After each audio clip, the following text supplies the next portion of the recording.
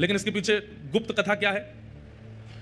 गुप्त कथा यह है कि ठाकुर जी जब वंशी बजाते हैं और ठाकुर जी जब गान करते हैं तब किशोरी जी नृत्य करते हैं। ठाकुर जी बहुत निपुण हैं नृत्य में, ऐसा अद्भुत नृत्य ठाकुर जी करते हैं कि ठाकुर जी के नृत्य को देख करके सब सहचरियां सखियां जो देख लेता है वो देखता ही रह जाता है ठाकुर जी को, ऐसा नृत्य ठाकुर जी करते हैं। लेकिन जैसे ही किशोरी जी नृत्य करना प्रारंभ करती हैं तो ठाकुर जी अपना नृत्य भूल जाते हैं, किशोरी जी को देखते हैं। तब ठाकुर जी ने किशोरी जी के चरणों में प्रणाम करके कहा कि हे श्यामाजू, मुंह पे नहीं कृपा करो। बोले कहा कृपा करें? बोले इतना बढ़िया आप नृत्य करो जो नृत्य मुंह को सिखाए दो।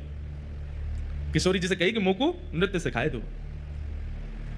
श्यामा प्यारी श्याम को नृत्य सिखावे, श्यामा प्यारी श्याम को नृत्य सिखावे। किशोरी जी ठाकुर जी को नृत्य सिखाते। गुरु और सिखाने वाले का एक स्वभाव होता है कि वो शिक्षा देने के बाद अपने शिष्य से कहता है कि अब जो मैंने सिखाया वो हमको दिखाओ, हमको बताओ, परीक्षा दो। तो ठाकुर जी ने नृत्य तो सीख लिया, लेकिन नृत्य सीखने के बाद में किशोरी जी से बोले हे श्यामाजू ऐसे नहीं दिखाऊंगा। बोले तो? बोले काउ देना बढ़िया वाला मंच मिलेगा वहां नाच के दिखाऊंगा आपको। तो किशोरी जी रोज प्रतीक्षा कर रही हैं कि कब मंच मिलेगा, कब मंच मिलेगा।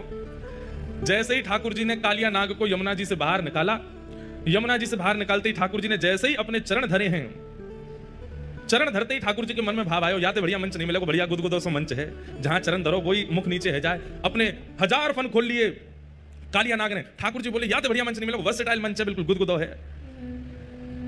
तो बाकी ब्रजवासी तो व्याकुल हो रहे थे। यशोदा मैया ने जब देखी नाग के ऊपर लाला चढ़ गया तो मैया तो मूर्छित देके गिर गई वहीं पे। अरे मधुमंगल सीता मैया उतार के लाओ, जिस सांप के ऊपर चढ़ गए।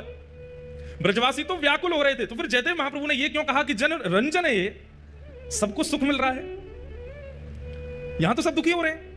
नंद बाबा, यशोदा मैया, बलभद्र जी सब चिल्ला चिल्ला के लाला नीचे उतरिया, अरे सांप के फने लाला खा जाएगा तो नीचे आ जा। पर ठाकुर जी तो कूद कूद करके नृत्य कर रहे हैं। उस समय किसका जनरंजन हो रहा है?